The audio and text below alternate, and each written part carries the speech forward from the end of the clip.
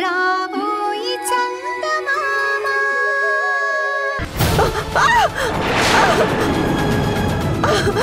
అమ్మా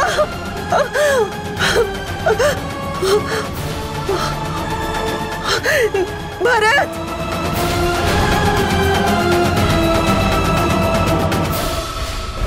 యాండి రుద్రాణిని చూస్తుంటే బాధేస్తుందండి. తన మీద సానుభూతి చూపించాలా లేదంటే అలా వదిలేసి వెళ్ళిపోవాలా అర్థం కావడం లేదు. నువ్వేం ఆలోచించకు చంద్రిక.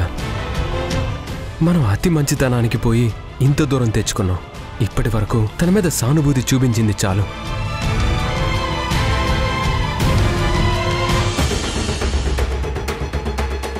రుద్ర భరత్ రుద్ర ఏంటి రుద్ర? నేత్ర భరత్ వెళ్ళిపోతున్నాడు. రుద్ర ఏంటిది? నా మాట విను. వాళ్ళు వెళ్ళిపోయారు. మనం ఇంటికి వెళ్దాం పద. లేదు నేత్ర, భరత్ వెళ్ళిపోతున్నాడు. తను లేకపోతే నేనుండలేను. నేత్ర ప్లీజ్ ప్లీజ్ నేత్ర, ఏదో ఒకటి చేయవే. భరత్ని వెళ్లకుండా ఆపు. నేత్ర ప్లీజ్ నేత్ర, నీకు దండం పెడతాను. ప్లీజ్ నేత్ర. రుద్ర నీకు ఎలా చెప్తే అర్థమవుతుందో నాకు తెలియడం లేదు. భరత్ నీ మనిషి కాదే, నీ సొంతం కాదు. నువ్వు చెప్తే అతను వినడు. అర్థం చేసుకో. ఎందుకు వినడే? తను నా భర్త. ఇదిగో నా మెళ్ళ తాళి కట్టిన నా భర్త. నా సొంత ఎందుకు కాడు? ఇలా నన్ను వదిలేసి వెళ్ళడం న్యాయమా చెప్పు? నా భర్త నా సొంతం కాదంటావేంటే? అది కాదు రుద్ర, పరిస్థితి అర్థం చేసుకో. భరత్ నాకు దూరం అయితే నేను బతికున్నా చచ్చినట్టు సమానమే. నేత్ర ప్లీజ్ నేత్ర, ప్లీజ్ ఎలాగైనా ఆపవే. ప్లీజ్ నీ కాళ్ళు పట్టుకుంటాను. ప్లీజ్ నీకు దండ పెడతాను, ఆపవే. నేత్ర నువ్వు ఏం చెప్తే నేను చేస్తాను. ప్లీజ్ భరత్ని మాత్రం నాకు దూరం కాకుండా ఆపవే. ప్లీజ్ నేత్ర. భరత్ రుద్ర నా మాట విను. ఇంటికి వెళ్దాం పద పద. లే రుద్ర, రుద్ర ప్లీజ్ లే. లే భరత్ లే పద. భరత్ రుద్ర ఇంటికి వెళ్దాం పద. వెళ్ళిపోతున్నారే. ఇంటికి వెళ్దాం పద, నా మాట విను.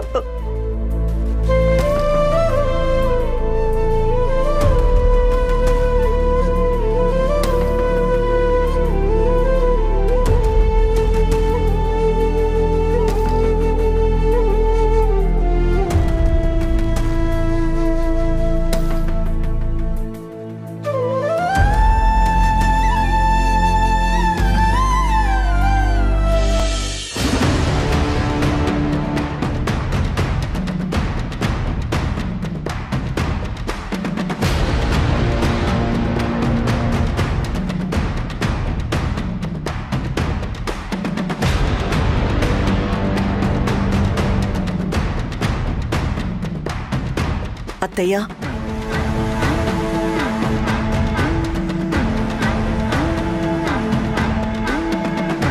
అత్తయ్య దయచేసి భరత్ ఎక్కడికెళ్ళాడో చెప్పండి.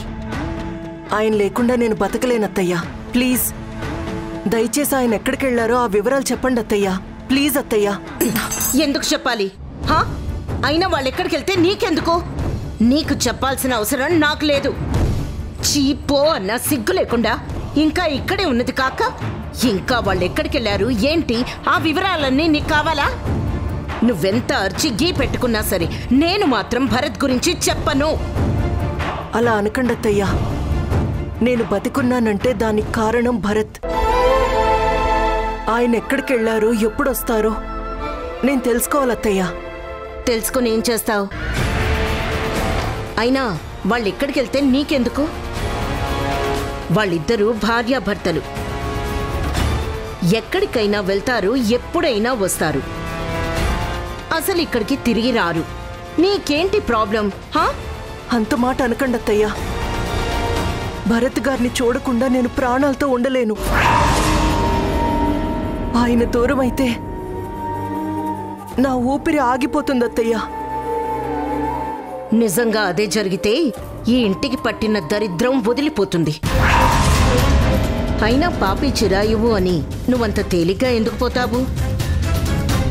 నువ్వు చస్తావు. పోయేటప్పుడైనా కనీసం పుణ్యస్త్రీగా పోవాలని నీ ఫ్రెండ్ మొసలి కన్నీళ్లు కారిస్తే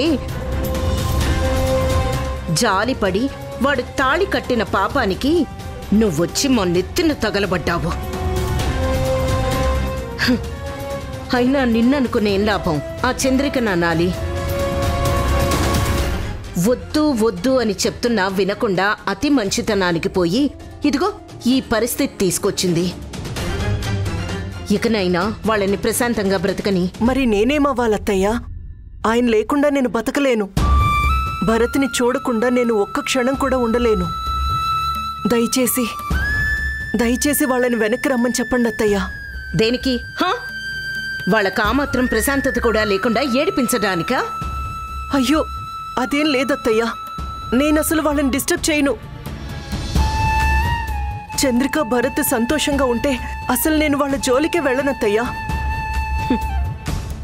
భరత్ నా కళ్ళ ముందుంటే చాలు, అంతకంటే నేను ఇంకేం కోరుకోను. హే, నీ డ్రామాలు నా దగ్గర చేయకు. నీ మాటలు విని మోసపోవడానికి నేనేమీ చంద్రికని కాదు. వాళ్ళెక్కడున్నారో చెప్పను. అసలు నువ్వు ఈ ఇంట్లో ఉండగా వాళ్ళిక్కడికి రారు. భరత్ని చూడకపోతే నేను బతకలేనత్తయ్యా. చచ్చిపో. మాకు కావాల్సింది కూడా అదే. నీలాంటి వాళ్ళు బ్రతకడం వల్ల భూమికి భారమే తప్ప ఎవ్వరికీ ఏ ప్రయోజనం లేదు. నిజంగా భరత్ లేకపోతే చచ్చిపోతాను అన్నావుగా, చచ్చిపో. నిజంగా వాడంటే నీకు అంత ప్రేమే ఉంటే నీ ప్రాణం తీసేసుకో. నీ శవాన్ని చూసి అప్పుడు నేను నమ్ముతాను. ప్రేమంట ప్రేమ. నువ్వు ఇష్టం లేదు అని మొహం మీదే చెప్పినా వినకుండా వెంటపడి వేధించి ఈ ఇంట్లోకి చేరావు. నువ్వు చేస్తాను అంటే నిజంగా నాకంటే సంతోషించే వాళ్ళు ఈ ప్రపంచంలో ఎవ్వరూ ఉండరు. నిజంగా నువ్వు పోతే ఆ దేవుడికి 1000 కొబ్బరికాయలు కొడతాను. అత్తయ్య ప్లీజ్ ఆగండి అత్తయ్య, ప్లీజ్ అత్తయ్య. దయచేసి ఆయన్ని వెనక్కి పిలిపించండి. పోనీ ఒక్కసారైనా ఫోన్లో మాట్లాడించండి. ప్లీజ్ అత్తయ్య, ప్లీజ్ అత్తయ్య, మీకు దండం పెడతాను, మీ కాళ్ళు పట్టుకుంటాను. ప్లీజ్ అత్తయ్య. మనిషికొక మాట గొడ్డుకొక దెబ్బ అన్నారు. నువ్వు మనిషివి కాదు, గొడ్డువి కాదు. అసలు నీలాంటి వాళ్ళతో మాట్లాడడం కూడా మహాపాపం. నువ్వెంత ఏడ్చినా సరే వాళ్ళెక్కడున్నారో నీకు చెప్పను. అలాగే వాళ్ళనిక్కడికి రానివ్వను. నువ్వేం చేసుకుంటావో చేసుకో. అత్తయ్య అత్తయ్య అత్తయ్య ప్లీజ్ అత్తయ్య.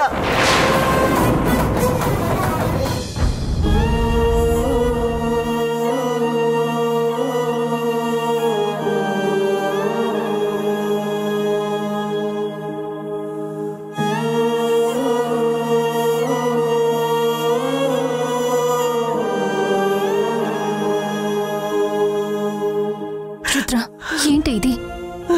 నువ్వెంత బ్రతిమలాడినా ఆవిడ భరత్ గురించి చెప్పదు. అనవసరంగా ఆవిడ కాళ్ల మీద పడి నిన్ను నువ్వే తక్కువ చేసుకుంటున్నావు.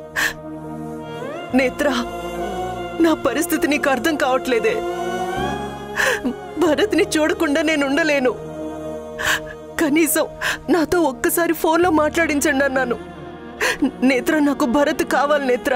ప్లీజ్ నేత్ర, ప్లీజ్ ఏదో ఒకటి చేయవే. నేత్ర ప్లీజ్ నేత్ర, ఏదో ఒకటి చెయ్యి. ముందు నువ్వు ఇక్కడి నుంచి రా రుద్ర. రా, లే, రా రుద్ర.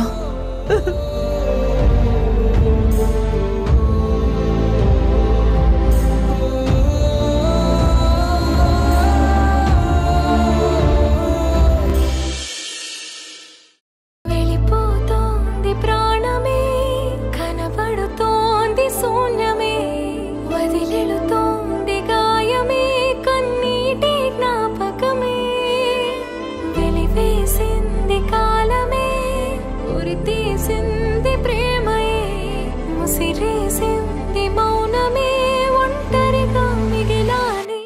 కనపడవా కనపడవా, కన్నీరై మిగిలెళతావా, ఎందుకు భరత్ నన్ను వదిలేసి దూరంగా ఎందుకు వెళ్ళిపోయావు? నేను నిన్ను డిస్టర్బ్ చేయనని చెప్పాను కదా. నాకు దూరంగా వెళ్ళిపోతే నేనెలా బతకాలి?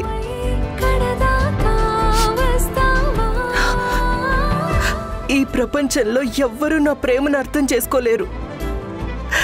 నువ్వు కూడా నన్ను కాదంటే నేనేమైపోతాను భరత్? భరత్ ప్లీజ్, దయచేసి నువ్వు ఎక్కడున్నా ఇంటికొచ్చి నా కళ్ళ ముందు కనపడు.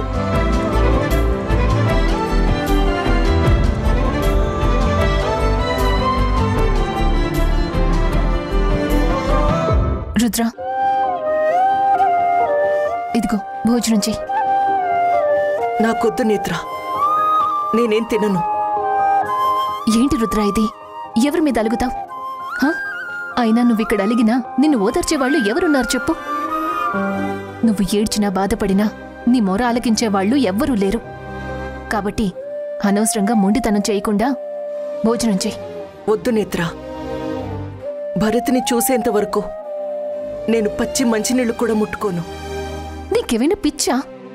వాళ్ళు నీ గురించి పట్టించుకోకుండా వాళ్ళ దారిన వాళ్ళు హ్యాపీగా వెళ్ళిపోయారు. కానీ నువ్వు మాత్రం ఆ భరత్ గురించే ఆలోచిస్తూ ఇలా తిండి తిప్పలు మానేసి మరీ కూర్చున్నావు. ఇది కరెక్ట్ కాదు రుద్ర. నా మాట విని భోజనం చెయ్యి. నేత్ర, ఈ ప్రపంచంలో నా బాధని అర్థం చేసుకోగల ఒకే వ్యక్తివి నువ్వు. ఒక్కసారి నువ్వు నా గురించి ఆలోచించు. మీనాక్షి అత్తయ్య కావాలనే వాళ్ళిద్దరినీ ఇక్కడి నుంచి దూరంగా పంపించింది. భరత్ లేకుండా నేను బతకలేనన్న విషయం ఆవిడికి తెలుసు. భరత్ని నా నుంచి శాశ్వతంగా దూరం చేయడానికి తనేదో ప్లాన్ చేస్తుంది. అలాగే చేస్తుంది. తనలా చేయడంలో తప్పే లేదు. ఆవిడే కాదు, ఆవిడ స్థానంలో ఎవ్వరున్నా అలాగే ప్రవర్తిస్తారు. ఏ తల్లైనా తన కొడుకు కోడలు సంతోషంగా ఉండాలని కోరుకుంటారు. అయితే మరి నేనెవర్ని? నేను కూడా ఆవిడ కోడల్నే కదా. నా మెళ్ళో తాళి కట్టింది ఆవిడ కొడుకే కదా. రుద్ర, నీకన్నీ తెలిసి మాట్లాడుతున్నావు. నువ్వు ఏ పరిస్థితుల్లో తాళి కట్టించుకున్నావో నీకు తెలుసు. నువ్వు భరత్కి తాళి కట్టిన భార్యవి కాగలవేమో కానీ అధికారికంగా మాత్రం తనకి భార్యవి కాలేవు. ఆ విషయం నీకు కూడా తెలుసు. ఈ సమస్యకు పరిష్కారం చూపించటం అసలు ఎవ్వరి వల్ల కాదు రుద్ర. నీ గురించి తెలిసిన వాళ్ళు ఎవరైనా సరే నిన్నే తప్పు పడతారు తప్ప వాళ్ళనసలేవి అనరు. అయినా నువ్విలా భోజనం మానేసి నిరాహార దీక్ష చేసి ఏం సాధిస్తావు? అసలు నీ గురించి పట్టించుకోవడానికి ఇక్కడ ఎవరున్నారు? నువ్వు ఆకలితో ఏడ్చినా, అర్ధాంతరంగా చనిపోయినా నీ గురించి కన్నీళ్లు కార్చేవారు కూడా ఇక్కడెవ్వరూ లేరు. నా మాట విని భోజనం చెయ్యి. అనవసరంగా నీ ఆరోగ్యం పాడు చేసుకోకు. రేపు భరత్ చంద్రిక వచ్చేసరికి నువ్వు ప్రాణాలతో బ్రతికుండాలి కదా. నేత్ర, అంటే భరత్ తిరిగొస్తాడంటావా? రాకుండా ఎక్కడికి వెళ్తాడు? ఎన్ని రోజులను దూరంగా ఉంటాడు? ఇవాళ కాకపోతే రేపు, రేపు కాకపోతే ఎల్లుండి. ఎప్పటికైనా ఇంటికి రావాల్సిన మనిషే కదా. 4 రోజులు ఓపిక పట్టలేవా? కానీ మీనాక్షి అత్తయ్య వాళ్ళెప్పటికీ ఇంటికి రారనంటుంది. ఆవిడ అలాగే అంటుంది. ఆవిడ మాటలు నువ్వు నమ్ముతావా? నిజంగా భరత్ చంద్రిక తిరిగి రాని వాళ్ళైతే మీనాక్షి గారు ఇక్కడెందుకుంటారు? వాళ్ల పాప కూడా ఇక్కడే ఉంది కదా. వాళ్ళేదో ఈ సమస్యకి నీకు దూరంగా ఉండాలని వాళ్ళు 4 రోజులు హ్యాపీగా ఉందామని వెళ్ళుంటారు. దానికి నువ్వు ఇంత హంగామా చేయడం అనవసరం. ఖచ్చితంగా తిరిగొస్తారు. నా మాట విను. తిను తిను. నేత్ర, ఒక్కసారి భరత్తో వీడియో కాల్ మాట్లాడు. తనని ఒక్కసారి నాతో మాట్లాడించు ప్లీజ్. అతను నీతో మాట్లాడడానికి ఇష్టపడ్డం లేదు రుద్ర, అర్థం చేసుకో. అయితే భరత్ని చూసేంత వరకు నేను భోజనం చేయను. మరి ఇంత పిచ్చిదాన్ని అయిపోతున్నావేంటి? భరత్ భరత్ అంటూ అతని ధ్యాసలోనే ఉంటే నిజంగా నీకు మెంటలెక్కుతుంది. నా మాట విను రుద్ర. నీ ఫ్యూచర్ ఆలోచించి నీకు మంచి సజెషన్ ఇస్తున్నాను. ఏ రోజుకైనా భరత్ నీకు దక్కడు. ఇదైతే నిజం. నువ్వతన్ని మర్చిపోవడం ఈ రోజు నుంచే మొదలుపెట్టు. అదృష్టమో దురదృష్టమో నువ్వు కోరుకున్నట్టు అతన్ని మెడలో తాళి కట్టాడు. ఈ జన్మకా భగవంతుడు ఇది నీకిచ్చిన ఒక అదృష్టం అనుకో. ఇంకేమీ కోరుకోకు రుద్ర. నా మాట విను. నేను తన నుండి ఏం కోరుకోవట్లేదు నేత్ర. నా ఊపిరి ఉన్నంతకాలం నా కళ్ళెదురుగా భరత్ కనిపిస్తే చాలు. చంద్రిక భరత్ని విడదీయాలని కూడా నేను కోరుకోవట్లేదు. భరత్ తన మనసులో నాకు ఇంత చోటిస్తే చాలనుకున్నాను. ఇలా ఆలోచించడం పిచ్చైతే నేను నిజంగానే పిచ్చిదాన్ని నేత్ర. నేత్ర ప్లీజ్, భరత్ని నేను చూడకపోతే నా గుండె ఆగిపోయేలా ఉంది. భరత్ని నేను చూసేంత వరకు నేనేమి తినను. దయచేసి నన్ను ఇలాగే వదిలే ప్లీజ్.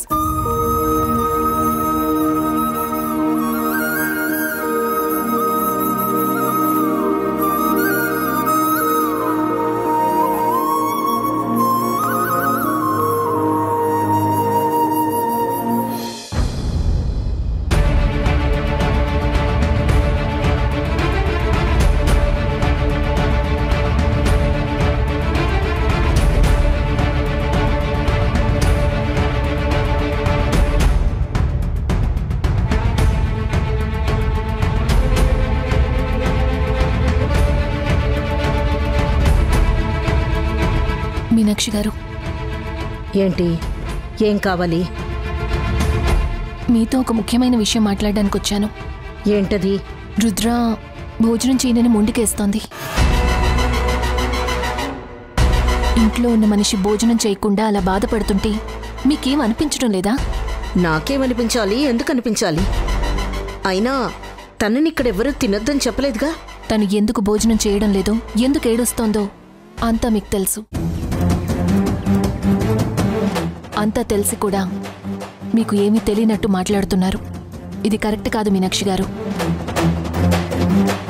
మీ ఇంట్లో మీతో పాటు ఉన్న మనిషి అలా బాధపడుతుంటే అసలు మీకేం పట్టనట్టు మీ పాటికి మీరుంటున్నారు. ఇది అసలు ఎంతవరకు న్యాయం మీనాక్షి గారు? షటప్! నువ్వు నాకు న్యాయం గురించి చెప్తున్నావా? నువ్విలా మాట్లాడుతూ ఉంటే దయ్యాలు వేదం వల్లిస్తున్నట్టుగా ఉంది. మా పర్మిషన్ లేకుండా మా కుటుంబంలోకి వచ్చావు. నా జీవితాన్ని సర్వనాశనం చేశావు. నా కొడుకు కోడల జీవితంలో నిప్పులు పోశావు. వదిలించుకున్నావన్న దరిద్రాన్ని తీసుకొచ్చి మళ్ళీ మా నెత్తిన పెట్టావు. ఇంత చేసి ఇప్పుడు నువ్వు మళ్ళీ న్యాయం గురించి మాట్లాడుతున్నావా?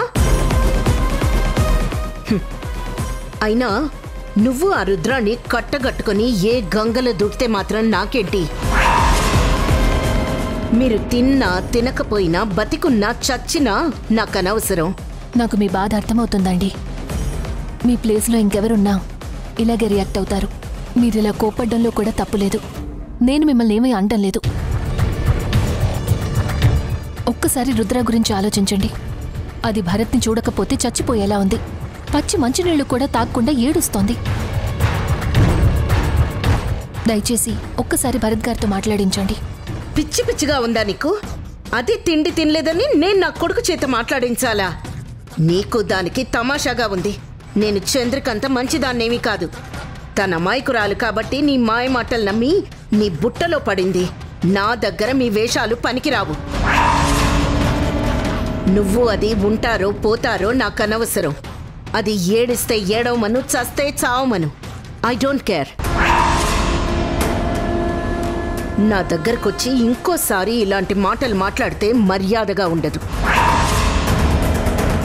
నోరు మూసుకొని అవతలికి వెళ్ళు. మీనాక్షి గారు, దయచేసి ఒక్కసారి పరిస్థితి అర్థం చేసుకోండి. తన మీద కొంచెం మానవత్వం చూపించండి. మానవత్వం చూపించే ఈ పరిస్థితి తెచ్చుకున్నాను. నిజంగా మేం మానవత్వం చూపించకపోయి ఉండుంటే ఈ పాటికది ఎప్పుడో చచ్చుండేది. ఆ రోజు అయ్యో పాపం అన్నందుకు ఈ రోజు ఇంత నరకం అనుభవిస్తున్నావు. దాని మీద నీ మీద మానవత్వం చూపిస్తే చూసేవాళ్ళు మమ్మల్ని చెప్పుతో కొడతారు. ఇంకొక మాట మాట్లాడేవంటే నీకు మర్యాదగా ఉండదు. పో అవతలికి. ఏంటండి ఇది? మిమ్మల్ని ఇంత రిక్వెస్ట్ చేస్తుంటే ఇంత దారుణంగా మాట్లాడుతున్నారు. రుద్ర చేసింది తప్పే కావచ్చు. నేనేం దాన్ని సమర్థించట్లేదు. ఆ రోజైనా ఈ రోజైనా ఒక మనిషి ప్రాణం పోతుంటే జాలి చూపించమంటున్నాను. జాలి చూపించడానికి కూడా ఓ అర్హత ఉండాలి. రుద్రానికి ఆ అర్హత లేదు. అసలు దానికి ఇంట్లో ఉండే అర్హతే లేదు. ఇంటికి కాపలా కాసే కుక్కకి అన్నం పడేసినట్టు ఇంత తిండి పడేస్తున్నావు. అది తినేసే ఒక మూలన ఉండమను, అంతేగాని దాని గొంతెమ్మ కోరికలు తీర్చడానికి ఇక్కడెవ్వరూ సిద్ధంగా లేరు. ఆ విషయం నీకు అర్థమైతే మంచిది. చూడండి మీనాక్షి గారు, మీకు మీ కొడుకు మీద ఎంత ప్రేమ ఉందో నాకు నా స్నేహితురాలి మీద అంతకంటే ఎక్కువ అభిమానం ఉంది. తన ప్రాణం మీదకొస్తుంటే నేను చూస్తూ ఊరుకోను. తను చేసింది తప్పే కావచ్చు, కానీ తన ప్రేమ మాత్రం నిజం. తను ఒప్పుకుంటే మీ కొడుకు కంటే గొప్ప మనిషిని భర్తగా తీసుకురాగలను. తీసుకురావాల్సింది ఎవరొద్దన్నారు? ఇప్పుడైనా మించిపోయింది ఏమీ లేదు. నీ ఫ్రెండ్ని తీసుకొని నువ్వు బయటికి వెళ్ళి మెడలో ఉన్న తాళి తీసి అవతల పడేసి నా కొడుకు కంటే అందగాన్ని, నా కొడుకు కంటే ఆస్తిపరుణ్ణి తీసుకొచ్చి దాని పెళ్లి చేసుకో. కావాలంటే నా తరపున కొంచెం డొనేషన్ కూడా పడేస్తాను. అవసరం లేదండి. ఒకరి దయా దాక్షిణ్యాల మీద బ్రతకాల్సిన అవసరం రుద్రాకి లేదు. తనకి ఎవ్వరున్నా లేకపోయినా నేనున్నాను. తనని నేను కాపాడుకుంటాను.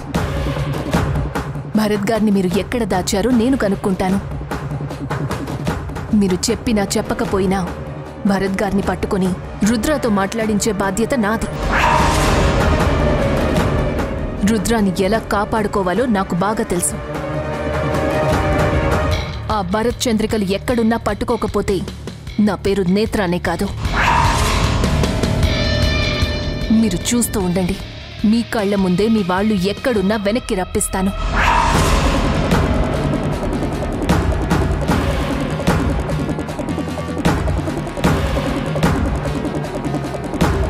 అంటే చివరికి నేత్ర కూడా రుద్రాణిలాగే మారిపోయిందన్నమాట. నిన్నటిదాకా ఒకరే అనుకున్నాను, ఇప్పుడు ఒకరికి ఇద్దరు తోడయ్యారు. చూస్తా భరత్ని ఎలా వెనక్కి రప్పిస్తారో చూస్తా. అసలు ఏంటి నేత్ర నీ ప్రాబ్లం? ఎందుకు పదే పదే ఫోన్ చేసి మమ్మల్ని విసిగిస్తావు? మీరు వెంటనే ఇక్కడికి రావాలి భరత్ గారు. వాట్ నాన్సెన్స్ నేత్ర. నేనెందుకు తనకి ఫోన్ చెయ్యాలి? చూడండి భరత్ గారు, ఇప్పుడు మీరు గనక రాకపోతే చాలా పెద్ద ప్రాబ్లంలో ఇరుక్కుంటారు. వాట్? రుద్ర చనిపోతూ తన చావుకి కారణం మీరేనని ఒక సూసైడ్ నోట్ రాసిపెట్టి మరీ చనిపోతుంది. అప్పుడు జరగబోయే పరిణామాల గురించి మీకు నాకంటే బాగా తెలుసు. జరిగిన ప్రతి దానికి సాక్షిగా నేను నిలబడతాను.